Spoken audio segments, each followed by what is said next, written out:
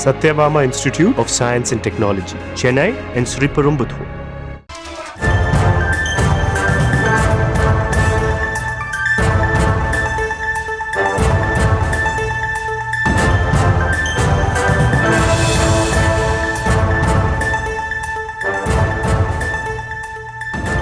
அண்மை செய்தியை பார்த்திருக்கிறோம்.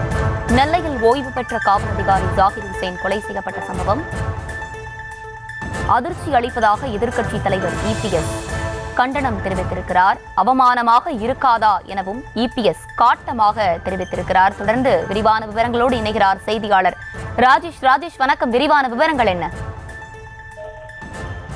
வணக்கம். எதிர்க்கட்சித் தலைவர் எடப்பாடி பழனிசாமி அறிக்கை ஒன்றை கொடுத்திருக்கிறார். தன்னுடைய சமூக வலைதள பக்கத்தில் பதிவிட்டிருக்கக்கூடிய அந்த அறிக்கையிலே திருநெல்வேலியில் அதிகாலை தொழுகை முடித்துவிட்டு வந்த ஓய்வு பெற்ற காவல் அதிகாரி ஜாகிர் ஹுசேன் மர்ம நபர்களால் வெட்டி படுகொலை செய்யப்பட்டிருப்பதாக வரக்கூடிய செய்திகள் அதிர்ச்சி அளிப்பதாக அவர் குறிப்பிட்டிருக்கிறார்.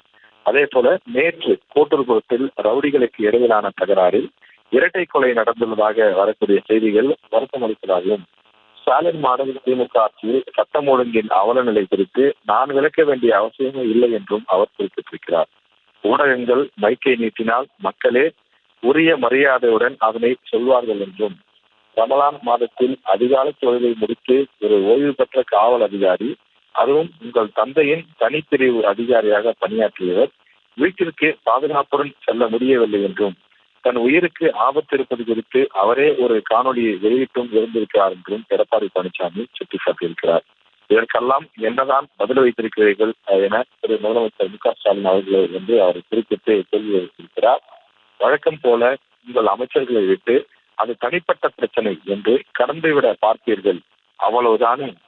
இந்த பதிலை சொல்ல உங்கள் திமுக அரசுக்கு அவமானமாக இருக்காதா என்றும் அவர் ஆவேசமாக கேள்வி வைத்திருக்கிறார்.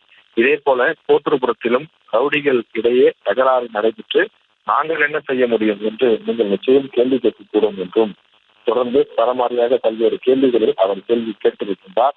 சட்டம் ஒழுங்கு இருப்பதாக, அதாவது கட்டுப்பாட்டில் இருப்பதாக போட்டோ ஷூட் வசனம் பேசியதை நினைவில் கொண்டு அந்த இரும்பு கரத்தின் திருவை நீக்கி இனியேனும் செயல்படுத்த வேண்டும் என வெற்று விளம்பர திமுக மாடல் அரசின் முதல்வரை வலியுறுத்தி கேட்டுக் கொள்கிறேன் என அவர் தெரிவித்திருக்கிறார்.